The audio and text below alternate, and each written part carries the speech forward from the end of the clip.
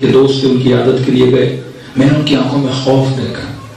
بندے میں جیسے جیسے بڑھاپا آتا ہے خوف بڑھتا جاتا ہے. مطلب اب دن گنتا ہے کہ کب موت آئے گی، کب روح بدن سے نکلے گی. لیکن آیت اللہ العظمیٰ بہجت جب جوان ہوتے تھے تو ایک رعب، وحشت، جسے ہم بولیں دہشت، ایک عالم کی جو روحت ہوتی ہے وہ ان کے وجود میں ہوتی تھی. لیکن جیسے جیسے ان کا بڑھاپا آتا گیا تو ایک چہرے پہ ہمیشہ مسکراہٹ، خوشی. تو ہم نے اپنے استاد سے پوچھا کہ جب پہلے آتے تھے تو آواز سے ملتے ہوئے بھی خوف آتا تھا، لیکن اب اتنا ہنستے ہیں، اتنی مسکراہٹ ہے، تو کہتے ہیں کہ ملاقات خدا کی خوشی ہے، کہ ان کو پتا ہے کہ وقت بہت قریب ہے اللہ سے ملنے کے لیے، یہاں سے خوشی پائی جاتی ہے. لیکن ہم لوگ جیسے بوڑھے ہوتے ہیں اتنا موت سے ڈرتے ہیں. تو میں نے کسی سے پوچھا، میں نے کہا موت سے ڈرتے کیوں؟ تو کہنے کا مولانا جب بھی کسی جنازے کو لے کر جاتے ہیں نا دفن کروانے کے لیے، جب جنازہ قبر میں اترتا ہے تو اپنی امیجنیشن میں اپنے تصورات میں یہ سوچتا ہوں کہ مجھے بھی ایسے اتارا جائے گا. اور جب اس قبر کو بند کر دیا جاتا ہے تو پھر بھی یہ سوچتا ہوں کہ مجھے بند کر دیا جائے گا تو میں سانس کیسے لوں گا، میرا من گھٹے گا، گھٹن ہوگی، محسوس ہوگی. اور اتنا اندھیرا کہ گھر کو رات کو اگر تھوڑی سی روشنی نہ ہو تو مجھے نیند نہیں آتی. 5 منٹ کے لیے دھوپ اندھیرا ہو جائے تو بندہ پریشان ہو جاتا ہے. اور تک و تنہا قبرستان کے بیچ میں مٹی کے منوں کے نیچے مجھے رکھ کے چلے جائیں گے، خوف کا عالم کیا ہوگا. ایک بندہ لفٹ کے اندر بھی بند ہو جائے بندہ کتنا فوبیا کا شکار ہو جاتا ہے. ارے وہ تو قبر ہے، بندہ نکلنا بھی چاہے تو نہیں نکل سکتا. یہ وہ تصور غلط ہے جو ہمارے اندر پیدا کر دیا گیا ہے. ہم یہ سمجھتے ہیں کہ ہمیں قبر کے اندر اتارا جائے گا. بندے خدا تیرے جسم کو قبر کے اندر اتارا جائے گا. پہلے ان 2 چیزوں میں تفکیک کر کے تو اور ہے، روح اور ہے. تیرا جسم اور روح ایک چیز نہیں ہے. میں مثال ایسے دیتا ہوں، اپنا ہاتھ اٹھا رہا ہوں. اب آپ سے سوال ہے میرا ہاتھ اٹھ رہا ہے یا میرے کپڑے اٹھ رہے ہیں؟ آستینیں نہیں اٹھ رہی، آستین اوپر جا رہی ہے یا ہاتھ؟ دونوں اوپر جا رہے ہیں. لیکن سوال یہ ہے کہ پہلے اوپر کون جا رہا ہے؟ آستین کو ہاتھ اٹھا رہا ہے. اب جیسے میں نے اپنی قبا اتاری، اس کی حرکت کیا ہو گئی؟ ختم ہو گئی. مطلب جب تک قبا بدن پر تھی اس میں حرکت تھی، جب تک روح بدن میں ہے بدن میں حرکت ہے.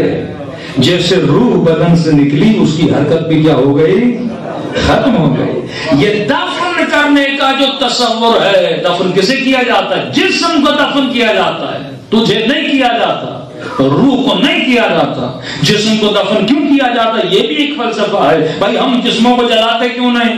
ہم سمندروں میں کیوں نہیں پھینکتے؟ ایک قوم ہے جو اپنے مردوں کے جسموں کو پہاڑوں کو اوپر رکھ کے آ جاتی ہے کہ بھائی دنیا کے جتنے حیوانات پرندے ہیں تاکہ اس کے جسم سے فائدہ لیں. ہم دفن کیوں کرتے ہیں؟ کیونکہ الہی اصول ہے کہ ہر شے اپنے اصل کی طرف پلٹ کے چلی جاتی ہے. جسم مٹی سے ملا تھا، امانتاً مٹی کو واپس کر دیا جاتا ہے. اگر ہم آگ سے بنے ہوتے تو ہم خود کو جلاتے، لیکن ہم کس سے بنے ہیں؟ مٹی سے بنے ہیں. پھر سوال کیا کہ مولانا فشار قبر، جواب منکر و نکیر. کتنی ممبروں سے سنا کہ قبر ہڈیوں کو نچوڑے گی، منکر و نکیر آئیں گے سوال کرنے کے. تو میں نے کہا کہ پھر ہندو تو بچ گئے سارے. کس ہندو کا فشار قبر ہوگا بھائی؟ منکر و نکیر آئیں گے تو کس سے سوال کریں گے؟ جسم تو انہوں نے پہلے ہی بڑے چالاک نکلے وہ لوگ، جسموں کو جلا دیا. میں نے کہا جو جہازوں میں پھٹ کے مر گئے ان کا کیا ہوگا؟ جو سمندروں میں ڈوب کے ٹائٹینک میں مر گئے ان کا کیا ہوگا؟ تو مطلب تو یہ اپنے ہاتھ سے ہم خود کو پھنسا رہے ہیں کہ فشار بھی ہمیں ہو، سوال و جواب بھی ہمارا ہو، اور جو ویسے مر گیا وہ تو بچ نکلا. تو علماء فرماتے ہیں قبر سے مراد یہ مٹی والی قبر نہیں ہے، عالم برزخ ہے. تو جل جائے، پھٹ جائے، مر جائے، تعلق جسم سے نہیں ہے. یہ سوال و جواب کس سے ہوں گے؟ روح سے ہوں گے.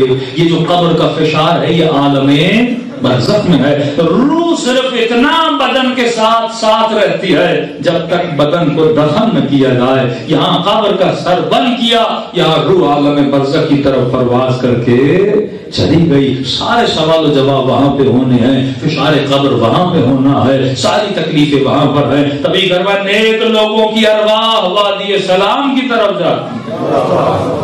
اب کسی مومن نے کہا مولانا میرا کیا قصور, میں پاکستان میں مر گیا, وہ جو نجف میں مرے سارے وادی السلام میں, اب میں پاکستان میں مرا, کوئی اٹلی میں مرا, کوئی ملیشیا میں مرا, تو ہم سب تو سارے نہیں جا سکتے وہاں پہ. میں نے کہا کہ اگر نیک بندہ کہیں بھی مرے روح وادی السلام کی طرف جا, اور اگر بدکار نجف کی وادی سلام میں دفن بھی کر دیے جائیں, انہیں اٹھا کے وادی برہوت میں پھینک دیا جاتا ہے. تجھے اس کی پرواہ نہیں کرنی کہ موت کہاں آنی ہے, تجھے پرواہ اس کی کرنی ہے کہ موت آئے تو اچھی آئے, زندگی ایسی گزاروں جس طرح اہل بیت نے گزارنے کے لیے کہا ہے. دوسرا جملہ جس آیت سے نکلا کہ کل نفس ذائقۃ الموت, ہر نفس نے موت کا ذائقہ چکھنا ہے. اب سوال ہے کہ موت کا ذائقہ کیسا ہے؟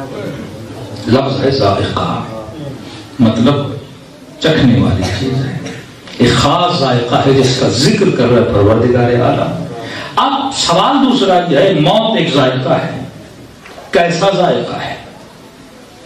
کیا موت کا ذائقہ آم کی طرح ہے کہ شہباز شریف بھی کھائے تو ویسا, اردوغن بھی کھائے تو ویسا؟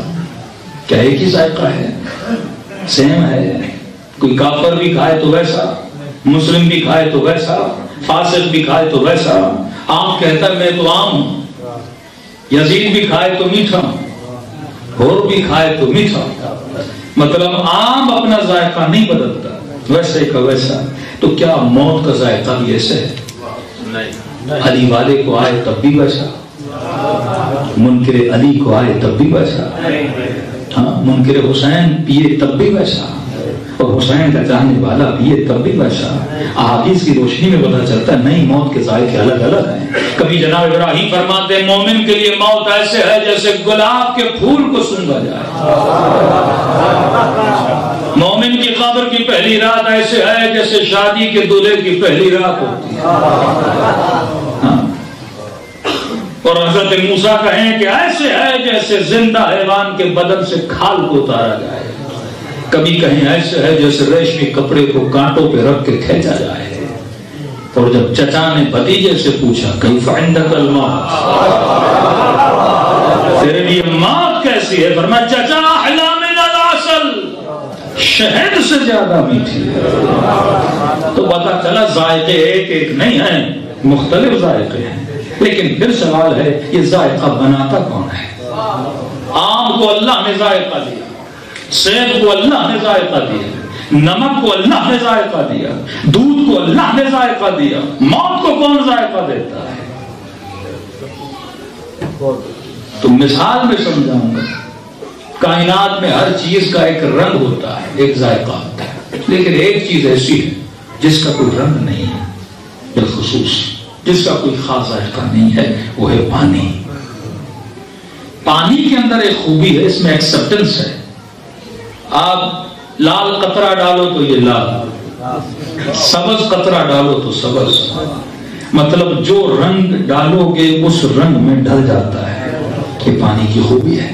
اس میں نمک ڈالو تو نمکین, شکر ڈالو تو میٹھا. یہ پانی کی خوبی ہے. فرمایا خدا نے 15 سال سے لے کر 60 سال 70 سال 80 سال تیری زندگی کی مثال پانی کی طرح ہے. تجھے شاف اور شفاف اللہ نے زندگی دی ہے. فرمایا اب یہ تیری مرضی ہے, تو اسے میٹھا بنائے. یہ تیری مرضی ہے, تم مخالفت علی کر کے اسے کڑوا بنائے. ذائقہ وہ نہیں بناتا, وہ تجھے پانی دیتا ہے آب حیات کی صورت میں.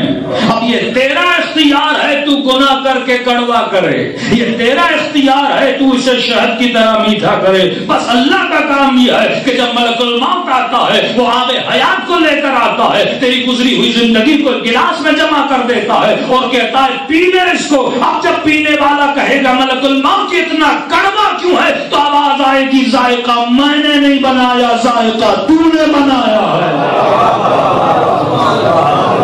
میرا کام ہے تجھے ذائقہ پلاؤں، اب یہ تیرا اختیار ہے۔ نسلیں آج کل بڑی زبان ہیں، کسی نے کہا مولوی صاحب اب اگر 40 سال 50 سال 30 35 سال میں نے اپنی زندگی کے ذائقے کو کالا اور کڑوا اور بدصورت کر دیا، کوئی راستہ ہے اسے صاف کرو؟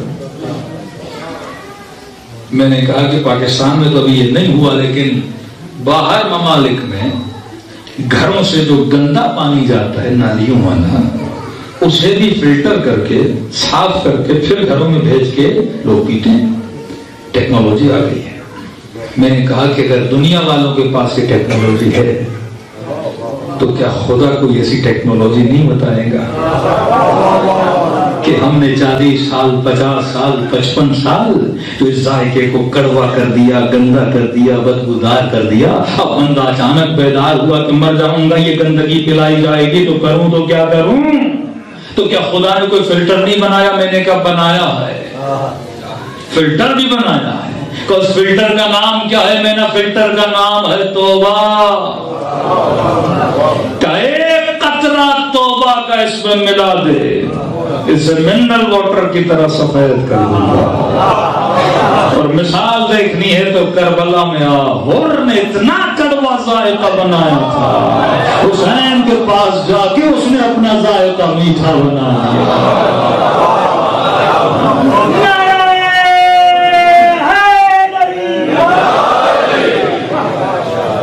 یہ اشک جو تیری آنکھوں سے بہتا ہے یہ اس زندگی کو صاف کرتا ہے۔ یہ شب جمعہ جو آنسو آ کے بہاتے ہو یہ کیوں ضروری ہے؟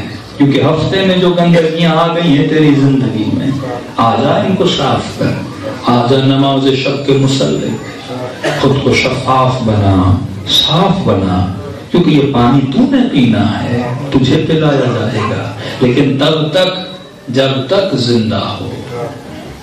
یہاں موت آئی، روح بدن سے نکلی، اب بندہ کتنا بھی روئے فائدہ نہیں ہے۔